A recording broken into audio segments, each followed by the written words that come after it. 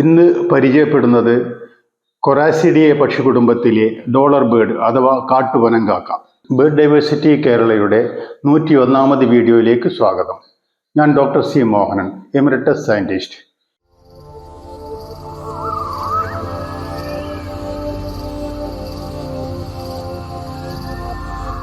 കൊറാസിഡിയെ പക്ഷികുടുംബത്തിലെ dollar bird അഥവാ കാട്ടുപനങ്കാക്ക. യൂറിസ്റ്റോമസ് ഓറിയന്റാലിസ് എന്നതാണ് ശാസ്ത്രീയ നാമം.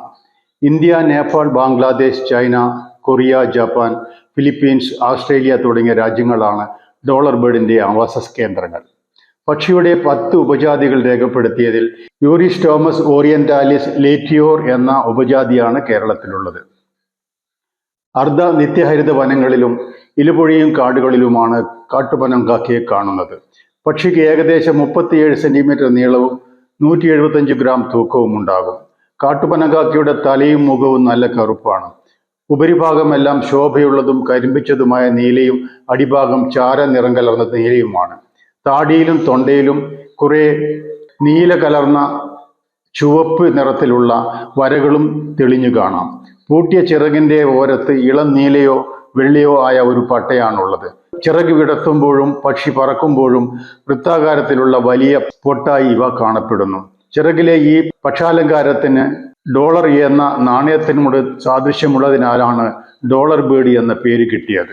പനങ്കാക്കയുടെ കൊക്ക് വീതിയുള്ളതും കടും ചുവപ്പ് നിറമുള്ളതും അവയുടെ അഗ്രഭാഗം കറുപ്പുമാണ്. കാലുകൾക്ക് ചുവപ്പ് നിറം.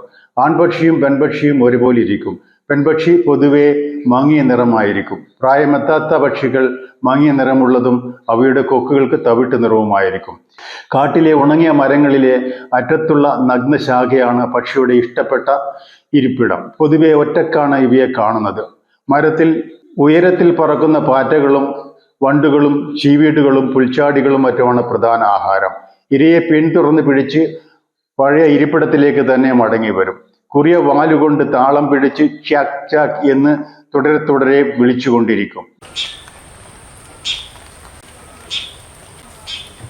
മെയ് ജൂൺ മാസങ്ങളിലാണ് കാട്ടുപനങ്കാക്കയുടെ പ്രജനനകാലം. മരംകൊത്തികളും മറ്റും ഉപേക്ഷിച്ചു പോയ മരപ്പൊത്തുകളാണ് കൂടായി ഉപയോഗിക്കുന്നത്. തറയിൽ നിന്നും 20 മീറ്ററോളം ഉയരമുള്ള ഉണങ്ങിയ മരപ്പൊത്തുകളിൽ ജൂൺ മാസത്തോടെ മുട്ടയിടും. കൂട്ടിൽ 3 മുതൽ 5 വരെ മുട്ടകളും ഉണ്ടാകും.